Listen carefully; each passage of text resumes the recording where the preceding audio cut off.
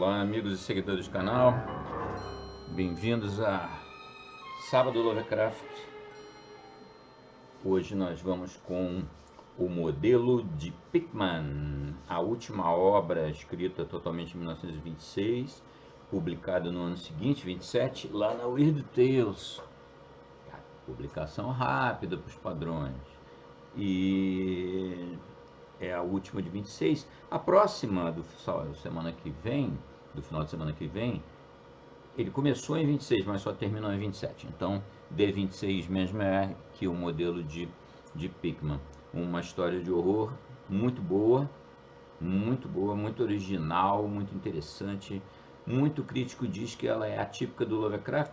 Ela pode ser atípica até na técnica de escrita realmente, mas ela tem a marca Lovecraft, claramente o tipo de horror do Lovecraft está lá, claramente está lá. Então, não é Cthulhu Mitos, é uma história de horror, não dá para usar nunca a expressão convencional com Lovecraft, né? Mas é uma história não mito Cthulhu, nem Dreamlands, é uma história de horror daquelas assim, mas como sempre, né, muito original, muito original. É basicamente o seguinte, é uma história que o Lovecraft escreveu já no rescaldo da experiência de Nova York. Ele já estava vivendo lá em Providence, de onde nunca mais ia sair, mas alguns traços ainda estão sempre na obra dele, né? Ele não tinha mais aquela visão de estar numa cidade estranha e tal, ele estava, a história passada, em Boston. É um pintor de Boston, um pintor famoso pelas obras grotescas dele. E esse pintor desaparece. Esse pintor desaparece e tem um cara amigo dele que está narrando isso tudo para um terceiro personagem, que na realidade é o leitor. Então você tem o Pickman, um pintor que desaparece, o cara que está narrando e quem ouve a narrativa, que no caso é o leitor, e ele vai e o narrador vai convencer o leitor a ir para casa procurar lá, ver se descobre alguma coisa sobre o desaparecimento do Pickman na casa que ele vive lá num favelão. Então, não é Nova York, é Boston, mas de qualquer forma tem sempre aquelas áreas degradadas, com aquelas figuras estranhas. E isso é tipicamente Lovecraft, né? E está então acontecendo a mesma coisa, né, nesse ponto aí. Uma coisa, eu comentei ano passado, né, sobre a técnica, é porque normalmente esse tipo de estrutura, o narrador, o narrador falando com o leitor, isso existe muito na literatura, mas não é muito comum no Lovecraft realmente. Mas a ambiência, a lógica dos personagens, ela tem sempre aquele medo. Isso é uma coisa bem curiosa, porque o cara que está narrando, ele é um veterano da Primeira Guerra, portanto super experimentado, não era para estar com esses medos todos, mas ali ele está com medo sim. Mas é o exercício do medo que o Lovecraft fala no ensaio dele, aquele manjado de literatura sobrenatural, né, do horror na literatura. É aquela lógica ali. Só o artista sabe exatamente no detalhe o horror que está sendo descrito. Quem está absorvendo aquilo, quem está curtindo aquilo, está encaixando seus horrores em sugestões. Essa é a lógica do Edgar Allan Poe, do Lovecraft. No Edgar Allan Poe isso é magistralmente explorado, por exemplo, no Poço e o Pêndulo, né? Eventualmente narraremos aqui. Então, tem essa estrutura literária, ficcional, a técnica empregada para escrever, mas os traços característicos do Lovecraft estão lá. Esse conto não foi lá muito adaptado, ele é um conto bem, na minha visão, bem cinematográfico, mas ele foi adaptado para tela, para telinha no caso nos dois casos que eu conheço, teve duas adaptações, uma boa que naquele Night Gallery, Galeria do Terror, que a gente comentou quando falou do Ar Frio, porque no Night Gallery foi adaptado o Ar Frio, muito bom, e foi adaptado também o modelo de Pickman, entre outros contos de Lovecraft. Essa série é bem legal. E eles fizeram no modelo de Pickman a mesma coisa que fizeram, o Rod Serling no caso, a mesma coisa que fez no Ar Frio, também sem maiores prejuízos. No caso do conto, eu já comentei, tem o amigo do Pickman, o Pickman e você. Na adaptação do Night Gallery, quem fica procurando o Pickman é uma mulher para criar um romance, mesma coisa do Ar Frio, que também era não tinha mulher nenhuma na história, mas aí puseram mas não atrapalhou nada. Quem fica atrás de ajudar o Dr. Munhoz lá no Ar Frio é uma mulher apaixonada por ele. No caso do Pickman, é a mesma coisa. É uma mulher que tenta encontrar, acaba encontrando coisas que não deve. Ela está tentando encontrar, será que é alguma ilação para você não ficar procurando muita coisa nas anotações, nos celulares, etc., do seu parceiro ou parceira, sei lá, né? Mas é o que acontece na adaptação do Night Gallery. A outra adaptação é aquela daquele horror no mau sentido da palavra, né? Do Gabinete de Curiosidades do Guilherme Del Toro, aquele diretor. A gente já falou mal, porque é merecido, quando a gente comentou sobre o Ar Frio, que foi adaptado. Eles lá adaptaram montes de história, são 10, né? Graças a Deus, acho que só teve uma temporada mesmo. De 10 adaptações, eles adaptaram duas, capricharam de estragar o Lovecraft. Duas histórias do Lovecraft muito boas. E adaptaram então o modelo de Pickman e ficou bem ruim, mas muito ruim. O cara é uma espécie de samba do crioulo doido do horror. Lovecraftiano. Uma história que nem tem nada a ver com o mito Cthulhu, como eu já falei. Lá no Netflix é aquela balbúrdia, tem Shub-Niggurath, tem cultista, tem o Diabo 4, tudo embolado com Pickman e não sei o que. Um horror total. Se você vê aquele filme primeiro, deve ter muita gente aí que deve ter visto, sofrido aquela coisa lá do Netflix e agora vai se redimir, porque houve a história como ela foi escrita pelo Lovecraft. Depois dá para dar uma olhada no Night Gallery, anos 70 lá, para você ver na tela uma adaptação decente e honesta da obra do mestre H.P. Lovecraft. Bom, então falamos da adaptação, né? O que mais que eu posso falar sobre o modelo de Pickman? Na verdade, é isso aí. Agora é relaxar e curtir o modelo de Pickman, ver o que aconteceu com o cara, quem será o modelo. Modelo, até acho que todo mundo já percebeu, mas o modelo de Pickman, modelo no sentido de quem posa para o artista.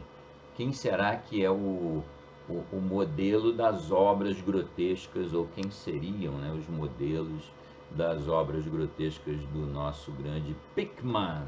É isso aí, esse conto muito bacana, muito divertido. Acho que certamente vocês vão gostar muito. Semana passada nós encerramos o Carmila, agora na quarta-feira, deu todo aquele probleminha lá, arquivo muito grande, computador muito velho do cara. Mas acabou que deu tudo certo, saiu, espero, teve uma boa aceitação. Quem não viu, veja. Primeira e segunda parte do Carmila. É legal, vale a pena ver. É uma boa novela de horror gótico, né? Eu comentei na apresentação do segundo, tinha outros contos muito bons do Sheridan Le Fanu, um dos quais considerado o melhor de todos os tempos pelo M.R. James, que é bastante coisa. Eu nunca tinha lido e tinha ele em casa. Procurei aí, vasculhei no pó, tipo do andarilho do pó. Vasculhei e achei o familiar. Já está engatilhado para ser lido aí para frente. Vocês podem, inclusive, seria muito legal para ir alimentando as nossas quartas-feiras de horror, que vocês botassem nos comentários aí o que vocês solicitam. Já teve vários que pediram contos e a gente sempre foi atendendo, né? Então botem aí o que vocês gostariam que fosse. Se for romance, aí fica um pouco mais complicado, mas eventualmente a gente acaba narrando também. Mas se tiver algum conto que vocês têm curiosidade de saber ou que gostam, já leram no passado, bota aí. Então é isso. Hoje vamos com o modelo de Pickman. A grande atração é que hoje tem narradora, no caso, narradora convidada. Sempre agrada muito, sempre faz bastante sucesso. Vamos ter a volta dela hoje. A grande Eduarda Bona. Vamos então com o narrador convidado. Na quarta que vem vai ser Edgar Allan Poe, mas aí os detalhes eu comento no Aviso à Comunidade. É isso aí, abração a todo mundo, saudações, fiquem bem. Quem está novo no canal, por favor, quem está passando por aqui, se inscrever, claro, dar like ou dislike, caso não tenham gostado de alguma coisa, menciona o que não gostou, né, para a gente poder consertar. E comentários é a essência de qualquer canal, é o comentário mais que qualquer coisa. E quem então está passando novo, dá uma olhadinha aqui nas playlists do canal, tem várias. Eu vou botar o link aqui da do Lovecraft, né? Porque quem está aqui chegando agora é porque foi atraído pelo Lovecraft. Mas tem muita coisa boa aí no canal para vocês olharem. Abraço então, saudações, vamos lá. Hoje, sábado, na quarta-feira, vamos de Edgar Allan Poe. E hoje, Lovecraft. Não precisa pensar que estou louco, Elliot. Muitos outros têm preconceitos mais bizarros que este. Por que você não ri do avô de Oliver, que não anda de automóvel? Se não gosto daquele maldito metrô, o problema é meu. E de qualquer modo, nós chegamos aqui muito mais rápido com o táxi. Teríamos sido obrigados a caminhar ladeira acima desde Park Street se não tivéssemos tomado o carro. Sei que ando mais nervoso do que quando você me viu no ano passado, mas não precisa chamar um médico por causa disso. Há motivos de sobra, só Deus sabe, e acho que posso me considerar um homem de sorte por não ter enlouquecido. Por que esse interrogatório? Você não costumava ser tão inquisitivo. Bem, se você quer saber, não vejo motivos para não contar. Talvez seja mesmo melhor você saber, afinal, já que passou a me escrever como um pai aflito quando soube que eu havia começado a me desligar do Art Club e me afastado de Pickman. Agora que ele desapareceu, vou ao clube de vez em quando, mas meus nervos já não são os mesmos. Não, eu não sei que fim levou Pickman e não quero saber. Você deve ter suposto que eu tivesse alguma informação privilegiada quando rompi com ele. E é por isso que eu não quero imaginar para onde ele foi. Deixe que a polícia descubra o que puder. Não será muito, considerando que até agora eles não sabem do velho lugar no North End que ele alugou sob o nome de Peters. Eu mesmo não tenho certeza de poder encontrá-lo novamente. Não que alguma vez eu tenha tentado, mesmo em plena luz do dia. Sim, eu sei, ou temo saber, o motivo por que ele o mantinha. Já vou chegar lá. E creio que, antes que eu acabe, você entenderá por que não conto à polícia. Eles me pediriam para conduzi-los até lá, mas eu não conseguiria voltar àquele lugar, mesmo que soubesse o caminho. Havia algo ali. E por isso, eu não posso mais usar o metrô, nem, e você pode rir disso também, entrar em porões. Achei que você não pensaria que eu abandonei Pickman pelas mesmas razões tolas que motivaram velhas birrentas como o Dr. Reed, Joe Minot ou Bosworth. As artes mórbidas não me chocam. E quando um homem tem o gênio que Pickman tinha, eu considero uma honra conhecê-lo, não importa que direções sua obra tome. Boston nunca teve um pintor que superasse Richard Upton Pickman. Eu afirmei desde o início, e ainda afirmo, e não mudei de opinião, nem mesmo quando ele me mostrou aquele ghoul se alimentando. Isso foi, você deve se lembrar, quando Minot cortou relações com ele. Você sabe, é preciso um profundo talento e um profundo conhecimento da natureza para produzir um material como o de Pickman. Qualquer desenhista barato de capas de revista pode espalhar tinta a esmo e dizer que pintou um pesadelo, um sabá de feiticeiras ou um retrato do demônio. Mas somente um grande pintor consegue fazer uma coisa dessas parecer assustadora ou verdadeira. Isso porque apenas um verdadeiro artista conhece a real anatomia do terrível, ou a fisiologia do medo. Exatamente que tipo de linhas e proporções estão ligadas aos instintos latentes ou memórias hereditárias do pavor. E as cores, contrastes e efeitos de luz capazes de despertar sensações dormentes de estranhamento. Eu não preciso lhe dizer por que um fusele realmente provoca calafrios, enquanto um frontispício de histórias de assombração baratas não nos provocam mais do que risos. Há algo que esses homens conseguem apreender, algo além da vida, e que são capazes de nos fazer captar por um momento.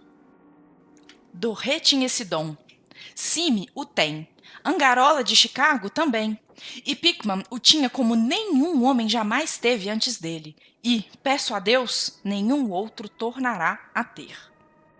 Não me pergunte o que é que eles veem. Como você sabe, na arte em geral, há toda a diferença do mundo entre as coisas vivas, de carne e osso, desenhadas a partir da natureza ou de modelos, e os artificialismos comerciais que os peixes pequenos rascunham a olho em um estúdio. Bem, eu diria que o artista realmente excêntrico tem um tipo de visão que cria modelos ou invoca o que equivale a cenários reais do mundo espectral em que vive. Seja como for, ele consegue obter resultados que diferem dos sonhos indigestos de um impostor, assim como as obras de um pintor realista diferem dos rabiscos de um caricaturista formado por correspondência. Se algum dia eu tivesse visto o que Pickman viu... Mas não! Tome, vamos beber algo antes de nos aprofundarmos nessa história. Meu Deus, eu não estaria vivo se tivesse visto o que aquele homem, se é que era um homem, viu. Você se recorda que o forte de Pickman eram as faces. Não creio que ninguém, desde Goya, tenha conseguido inserir o mais puro inferno em um conjunto de feições ou numa expressão distorcida. E antes de Goya, você teria de recuar até os sujeitos da Idade Média, que fizeram as gárgulas e quimeras da Notre Dame ou do Monte Saint-Michel. Eles acreditavam em toda sorte de coisas. E talvez vissem toda sorte de coisas também, pois o período medieval teve algumas fases curiosas. Lembro-me de que você próprio perguntou uma vez a Pickman, no ano anterior à sua partida, de que raios ele tirava aquelas ideias e visões. Não foi com uma gargalhada desagradável que ele respondeu? Foi em parte por causa daquela risada que Reed o abandonou. Reed, você sabe, havia acabado de iniciar seus estudos de patologia comparada e se pavoneava todo com seu conhecimento privilegiado sobre o significado biológico ou evolucionário deste ou daquele sintoma físico ou mental. Ele disse que Pickman causava-lhe mais repulsa a cada dia que passava e quase chegava a apavorá-lo mais perto do fim, e que suas feições e expressões adquiriam aos poucos um aspecto que não o agradava. Um jeito que não era humano. Ele vinha com um monte de conversa sobre dieta e dizia que Pickman devia ser anormal e excêntrico até o último grau. Suponho que você tenha dito a Reed, se é que vocês trocaram alguma correspondência a respeito, que ele deixou as pinturas de Pickman afetarem seus nervos ou provocarem sua imaginação. Sei que eu próprio disse isso a ele na época.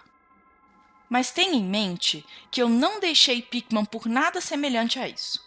Pelo contrário, minha admiração por ele havia continuado a crescer, pois aquele ghoul se alimentando foi uma realização tremenda. Como você sabe, o clube se recusou a exibi-lo, e o Museu de Belas Artes não o aceitou como doação. E posso acrescentar que ninguém quis comprá-lo, de modo que Pickman o conservou em sua casa até ir embora. Agora seu pai o conserva em Salem. Você sabe que Pickman provém de uma antiga cepa de Salem e que ele teve um ancestral feiticeiro enforcado em 1692. Eu adquiri o hábito de visitar Pickman com frequência, especialmente depois que comecei a fazer anotações para uma monografia sobre arte fantástica. Provavelmente foi a obra dele que pôs essa ideia em minha cabeça. Mas seja como for, encontrei nele uma mina de dados e sugestões quando comecei a desenvolvê-la. Ele me mostrou todas as pinturas e desenhos que havia feito nesse gênero, incluindo alguns esboços a bico de pena que eu realmente acredito que teriam causado sua expulsão do clube se alguns dos membros os tivessem visto. Não demorou para que eu me tornasse quase um devoto, e passei a ouvir por longas horas, como um colegial, teorias artísticas e especulações filosóficas tão desvairadas que poderiam garantir-lhe um leito no asilo de Danvers.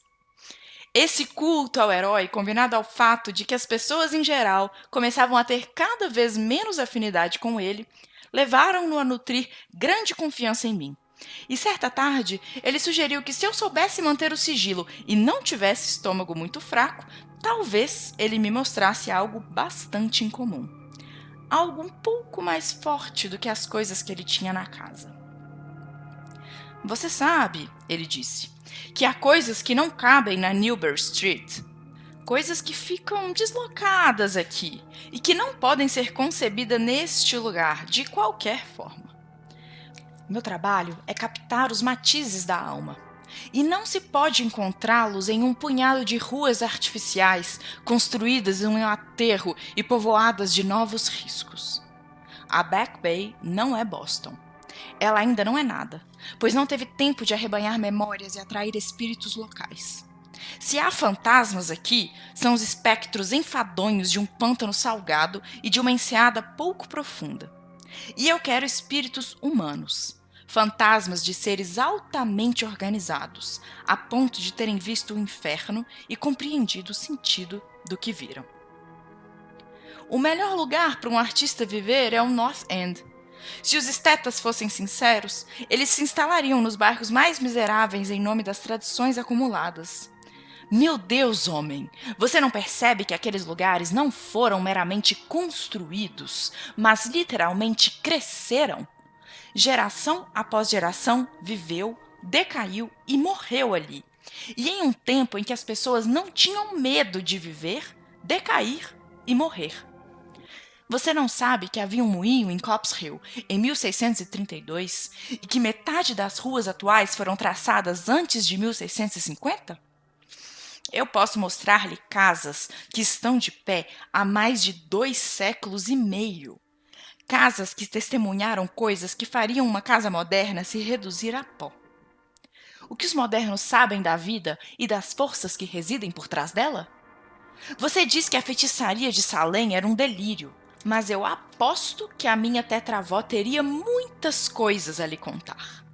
Eles a enforcaram em Gallows Hill, sob a supervisão santimonial de Cotton Mather.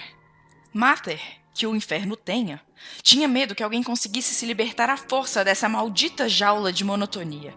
Espero que alguém tenha lançado um feitiço nele ou sugado seu sangue no meio da noite.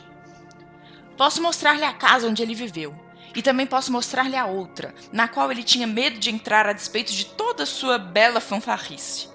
Ele sabia de coisas que não ousava escrever naquele seu estúpido Magnália ou nas suas pueris maravilhas do mundo invisível.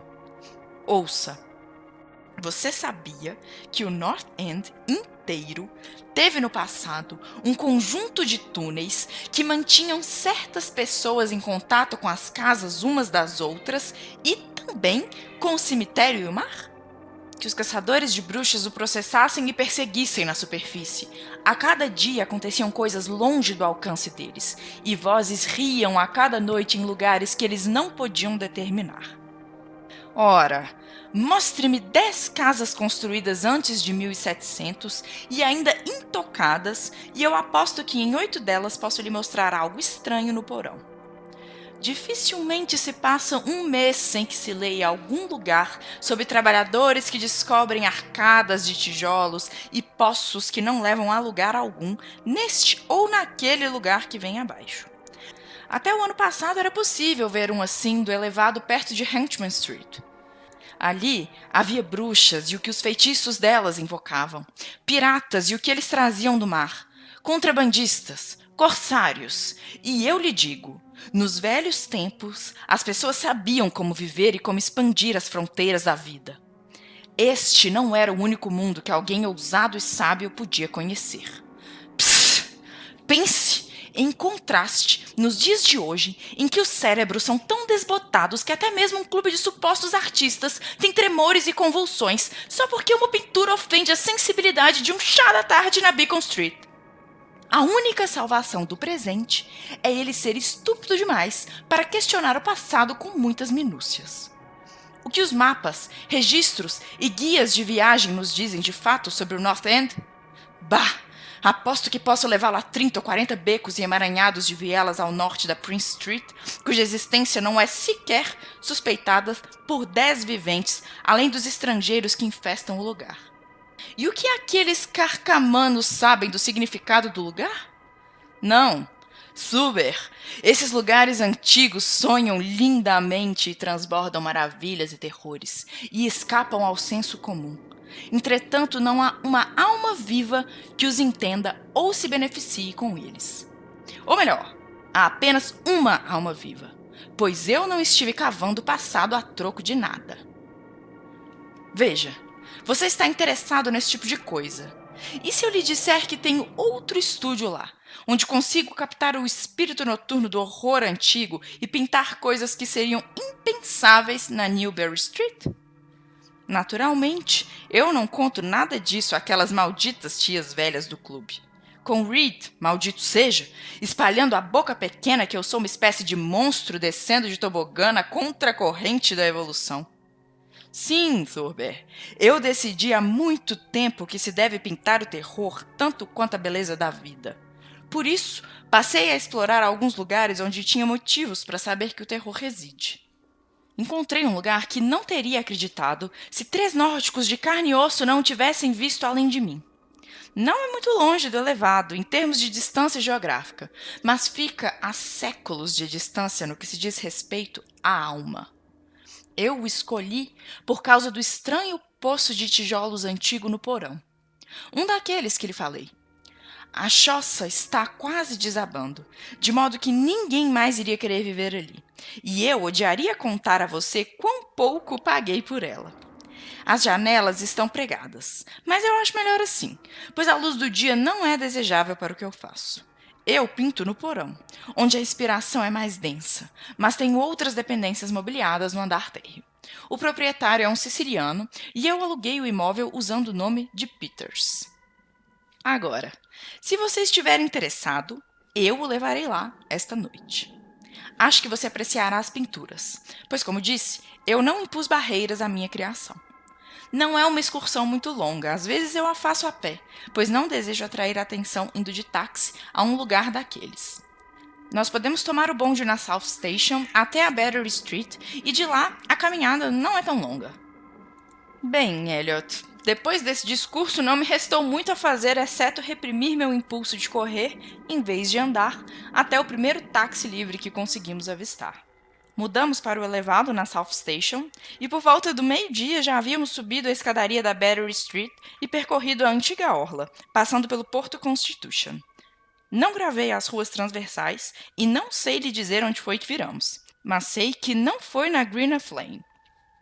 Quando viramos, foi para subir por toda a extensão do mais velho e sujo dos becos que já vi na minha vida, com águas furtadas que pareciam prestes a desmoronar, vidraças quebradas e chaminés arcaicas que sobressaíam parcialmente desintegradas contra o céu iluminado pela lua. Não creio que houvesse sequer 3 casas à vista, que já não estivessem de pé na época de Cotton Mather. Por certo, avistei ao menos 2 com beirais. E uma vez pensei ter visto um telhado de 2 águas, do tipo quase esquecido, anterior à mansarda, embora os antiquários nos digam que não resta nenhum assim em Boston. Daquele beco, que tinha uma claridade fraca, viramos à esquerda numa viela igualmente silenciosa e ainda mais estreita, sem luz alguma. E em 1 minuto chegamos no que pensei ser uma curva fechada à direita na escuridão. Pouco depois disso, Pickman apanhou uma lanterna e revelou uma porta antediluviana de 10 painéis que parecia terrivelmente devorada pelos carunchos. Depois de destrancá-la, ele me convidou a entrar em um corredor lúgubre, com o que um dia foram esplêndidos painéis de carvalho escuro. Simples, é claro, mas excitantemente sugestivas, da época de Andros e Phillips e da bruxaria. Então, ele me levou por uma porta à esquerda, acendeu uma lâmpada a óleo e disse que eu me sentisse em casa.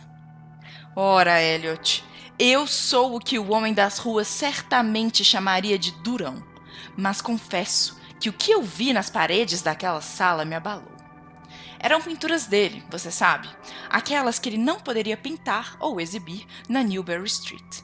Ele tinha razão quando disse que não impôs barreiras à sua criação. Tome, beba mais um drink. Eu mesmo preciso de mais um. É inútil eu tentar lhe contar como elas eram, pois o horror blasfemo e a inacreditável repugnância e degradação moral provinha de traços simples, muito além do poder de classificação das palavras. Não havia nada da técnica exótica que se vê em Sidney Sim, nem as paisagens transsaturninas e fungos lunares que Clark Ashton Smith usa para nos congelar o sangue. Os cenários eram quase sempre velhos adros de igrejas, florestas profundas, rochedos à beira-mar, túneis de tijolos antigos aposentos com lambris ou simples abóbadas de alvenaria. O cemitério de Copp's Hill, que não ficava a muitos quarteirões daquela casa, era um dos cenários favoritos. A loucura e a monstruosidade residiam nas figuras em primeiro plano, pois a arte mórbida de Pickman consistia predominantemente em retratos demoníacos. Essas figuras raramente eram completamente humanas, mas com frequência apresentavam graus variados de humanidade. A maioria dos corpos, embora grosseiramente bípedes, eram curvados para frente e tinham traços vagamente caninos. A textura da maior parte deles tinha um quê de desagradavelmente borrachento. Parece que ainda consigo vê-los. Suas ocupações, bem, não me peça para ser muito preciso. Geralmente estavam se alimentando, não direi de quê. Algumas vezes apareciam agrupados em cemitérios ou passagens subterrâneas e, com frequência, pareciam lutar entre si por sua presa, ou melhor dizendo, por seu tesouro. E que expressividade nefanda Pickman por vezes dava às faces desfiguradas daquele butim macabro. Ocasionalmente, as criaturas eram representadas saltando de janelas abertas durante a noite ou agachadas sobre os peitos de pessoas adormecidas, examinando suas gargantas. Uma tela exibia um círculo delas uivando ao redor de uma bruxa enforcada em Gallows Hill, cuja face morta conservava um próximo parentesco com a delas. Mas não fique com a ideia de que foi toda essa horrenda escolha de tema e ambientação que me fez fraquejar. Eu não sou um menino de 3 anos de idade e já tinha visto muitas coisas como aquelas antes. Eram os rostos, Elliot. Aqueles rostos amaldiçoados que espreitavam e babavam e que pareciam querer sair da tela com o próprio sopro da vida. Por Deus, homem! Eu realmente cheguei a acreditar que eles estavam vivos. Aquele mago da náusea havia despertado o fogo do inferno com seus pigmentos, e seu pincel era uma vara de condão que conjurava pesadelos. Dê-me essa garrafa de vinho, Elliot. Havia uma pintura chamada A Lição. Que os céus tenham piedade de mim por tê-la visto. Ouça. Você consegue imaginar um círculo de indescritíveis criaturas semelhantes a cães, agachadas em um cemitério da igreja, ensinando uma criancinha a se alimentar como elas? O preço de uma criança trocada, eu suponho. Você conhece o velho mito dos seres bizarros, que deixam suas crianças nos berços em troca de bebês humanos que elas raptam? Pickman estava mostrando o que acontece a esses bebês roubados, como eles crescem. E então eu comecei a ver uma hórrida semelhança entre as faces das figuras humanas e não humanas. Ele estava, em toda a gradação de morbidez entre as formas francamente não humanas e as degeneradamente humanas, estabelecendo um sardônico elo evolutivo. As criaturas caninas se desenvolviam a partir dos mortais. E tão logo eu me perguntei que destino teriam as crias daqueles seres deixadas nos berços aos cuidados dos humanos, meu olhar caiu sobre uma pintura que representava esse exato pensamento. Ela exibia o interior de uma antiga casa puritana, Um recinto com pesadas vigas e janelas com gelosias, um banco e canhestros itens de mobília do século XVII, e a família toda sentada ao redor, enquanto o pai lia um trecho das Escrituras. Todas as faces ostentavam nobreza e reverência, exceto uma, que refletia o escárnio das profundezas. Esta era de um jovem rapaz e, sem dúvida, pertencia ao suposto filho daquele devoto pai, mas, em essência, aparentava-se àqueles seres impuros. Era uma das crianças trocadas, e, em um espírito de ironia suprema, Pickman havia conferido às feições dela uma semelhança muito perceptível com a sua própria. A essa altura, Pickman havia acendido uma lâmpada em um quarto adjacente e mantinha a porta polidamente aberta para mim, perguntando-me se eu gostaria de ver seus estudos modernos. Eu ainda não havia conseguido expressar minhas opiniões a ele. Estava por demais emudecido de medo e asco, mas acho que ele compreendeu tudo e sentiu-se altamente elogiado. E quero asseverar, novamente a você, Elliot, que não sou nenhuma criança mimada para berrar diante de qualquer coisa que pareça um pouco fora do comum. Sou um homem de meia idade e razoavelmente sofisticado, e creio que você reconheceu o suficiente na França para saber que não me abalo com facilidade. Lembre-se também que eu havia acabado de recuperar o fôlego e de me acostumar àquelas pinturas pavorosas que transformavam a Nova Inglaterra colonial numa espécie de anexo do inferno. Bem, a despeito de tudo isso, a sala seguinte realmente arrancou-me um grito, e tive de me agarrar ao caixilho da porta para não tombar. A outra câmara havia exibido um bando de ghouls e bruxas, infestando o mundo dos nossos antepassados. Mas esta trouxe o horror diretamente à nossa vida cotidiana. Deus! Como aquele homem podia pintar aquilo? Havia um estudo chamado Acidente no Metrô, em que um rebanho de criaturas vis subia de alguma catacumba desconhecida através de uma fenda no piso do metrô da Boylston Street e atacava uma multidão de pessoas na plataforma. Outro retratava uma dança entre as tumbas em Copp's Hill com um pano de fundo dos dias de hoje. Depois havia certo número de visitas de porão, com monstros rastejando através de buracos e brechas na alvenaria, e arreganhando os dentes enquanto se agachavam atrás de barris ou móveis e aguardavam que sua primeira vítima descesse as escadas. Uma tela parecia representar uma ampla área de Beacon Hill com incontáveis exércitos de monstros mefíticos se espremendo para fora de tocas que cravejavam o terreno como favos de uma colmeia. Danças nos cemitérios modernos eram retratadas livremente, mas outra representação, por algum motivo, me chocou mais do que todo o resto. Uma cena numa galeria desconhecida, em que dezenas daquelas bestas se aglomeravam em torno de uma delas, que empunhava um conhecido guia de viagens de Boston e, evidentemente, lia em voz alta. Todas estavam apontando para uma certa passagem, e todas as faces pareciam de tal forma distorcidas por uma gargalhada epiléptica e reverberante que eu quase pensei ouvir os ecos demoníacos. O título do quadro era Holmes, Lowell e Longfellow sepultados no Monte Auburn. À medida que eu gradualmente me restabelecia e reajustava aquela segunda sala diabólica e mórbida, comecei a analisar alguns aspectos da minha repulsa enojada. Em primeiro lugar, disse a mim mesmo: essas coisas repelem por causa da completa desumanidade e da crueldade insensível que revelavam em Pickman. O sujeito devia ser um inimigo incansável de toda a espécie humana para encontrar tamanho regozijo na tortura do cérebro e da carne e na degradação da nossa morada mortal. Em segundo lugar, elas aterrorizavam exatamente em virtude de sua grandeza. Aquela era uma arte que convencia.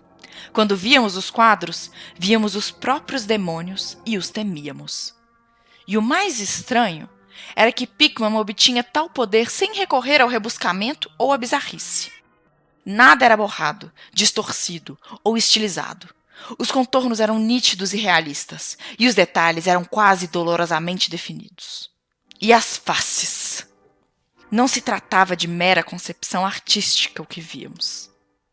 Era o pandemônio personificado, cristalino em sua mais pura objetividade. Era exatamente isso, por Deus! O homem não era um fantasista ou um romântico, de modo algum. Ele nem mesmo tentava nos conceder a efemeridade mutável e prismática dos sonhos, mas refletia de maneira fria e sardônica um mundo de horrores estável, mecanicista e bem estabelecido, que ele via em plenitude, brilho, perfeição e resolução. Só Deus sabe que mundo pode ter sido esse, ou em que lugar ele pode ter divisado as formas blasfemas que galopavam, trotavam e se arrastavam por lá. Mas qualquer que fosse a fonte desconcertante dessas imagens, uma coisa era clara. Pickman era, em todos os sentidos, na concepção, tanto quanto na execução, um rematado, meticuloso e quase científico realista. Meu anfitrião agora me conduzia rumo ao porão, onde ficava seu estúdio, propriamente dito, e eu me preparava para os efeitos infernais que experimentaria entre as telas inacabadas. Quando chegamos ao final da escada úmida, ele dirigiu o facho de sua lanterna para um canto do grande espaço aberto que havia ali, revelando o parapeito circular de tijolos que evidentemente se tratava de um grande poço no chão de terra batida. Chegamos mais perto e eu vi que o poço devia ter 1,5 metro de diâmetro, com paredes que bem chegariam a 30 centímetros de espessura e cerca de 15 centímetros acima do solo. Uma sólida obra do século XVII, a menos que eu estivesse muito enganado. Aquele, diz Pickman, era o tipo de coisa que ele havia falado. Uma das aberturas da rede de túneis que no passado permeava a colina. Notei, quase ao acaso, que ele não parecia ser cimentado e que um pesado disco de madeira aparentemente servia de tampa. Ao pensar nas coisas com as quais aquele poço devia ter sido ligado, se as desvairadas sugestões de Pickman não fossem mera retórica, tive um breve estremecimento. Depois, virei-me para segui-lo por um degrau que dava para uma porta estreita que se abria para um aposento de bom tamanho, provido de assoalho de madeira e mobiliado como um estúdio. Um dispositivo a acetileno fornecia a luz necessária para trabalhar.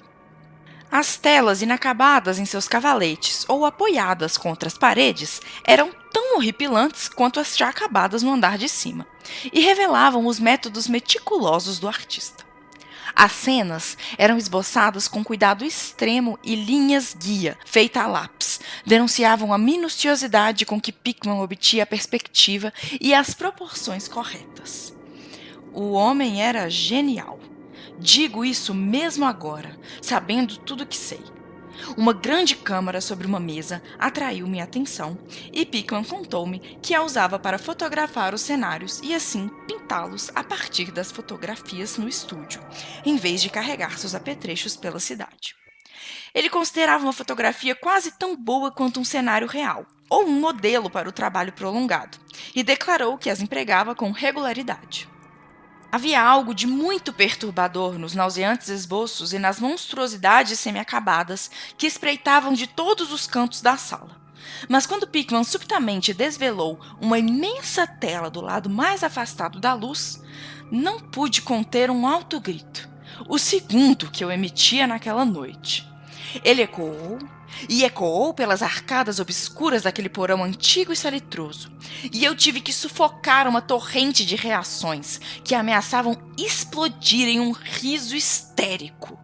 Piedoso Criador! Elliot, eu não sei quanto daquilo era real e quanto era delírio febril.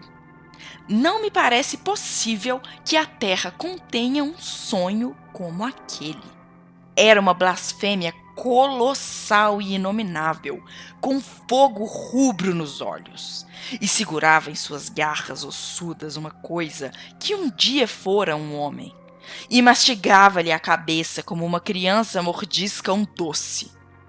Estava em posição semi-agachada, E ao olhá-la, parecia que a qualquer momento a criatura largaria sua presa atual em busca de um bocado mais suculento.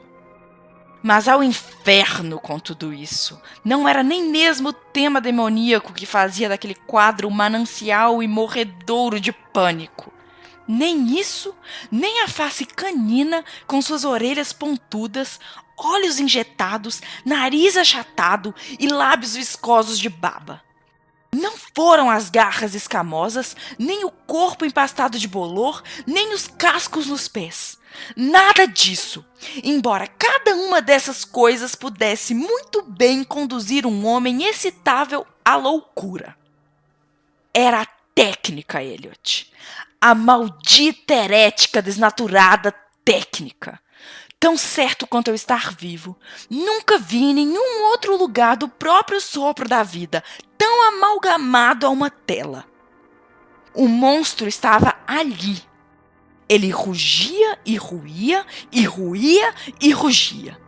Eu sabia que somente uma suspensão das leis da natureza poderia permitir que um homem pintasse uma coisa como aquela sem modelo, sem lançar algum olhar ao inframundo que nenhum mortal que não tenha vendido a alma ao demônio jamais contemplou. Preso por um percevejo numa parte vazia da tela, havia um pedaço de papel, então bastante enrolado. Provavelmente, pensei, uma fotografia a partir da qual Pickman pretendia pintar um cenário de fundo tão horrendo quanto o pesadelo que estava em primeiro plano. Estendi minha mão para desenrolá-la e olhar para ela. E, subitamente, vi Pickman ter um sobressalto, como se recebesse um tiro. Ele havia apurado os ouvidos com peculiar intensidade desde que meu grito de choque despertara ecos inabituais no porão escuro. E agora parecia afetado por um temor que, embora não comparável com o meu, parecia mais físico que espiritual.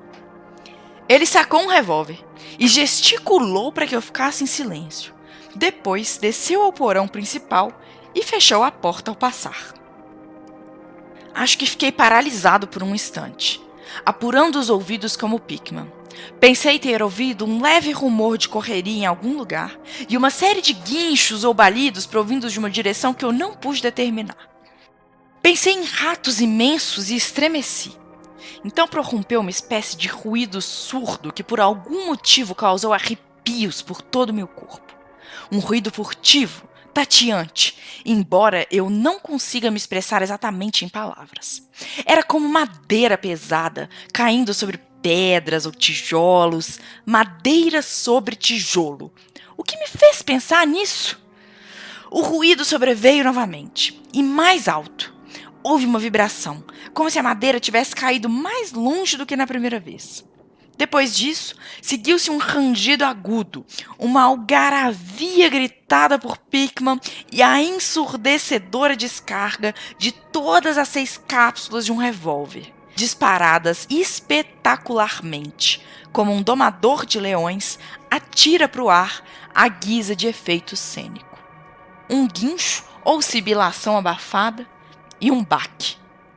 Depois novamente o rilhar de madeira sobre tijolo. Uma pausa e a porta se abriu. Com o que, eu confesso, levei um violento susto. Pickman reapareceu com sua arma fumegando, maldizendo os ratos empanturrados que infestavam o velho poço. Nem o diabo sabe o que eles comem, Thorber, ele disse sorrindo. Pois esses túneis arcaicos passam por sepulturas, covis de bruxas e chegam até a linha costeira. Mas seja o que for, deve estar acabando, pois eles pareciam desesperados para sair. Seu grito os atiçou, eu creio. Melhor ser cauteloso nesses lugares muito velhos. Nossos amigos roedores são a única desvantagem, embora às vezes eu os considere um patrimônio positivo para criar atmosfera e cor local.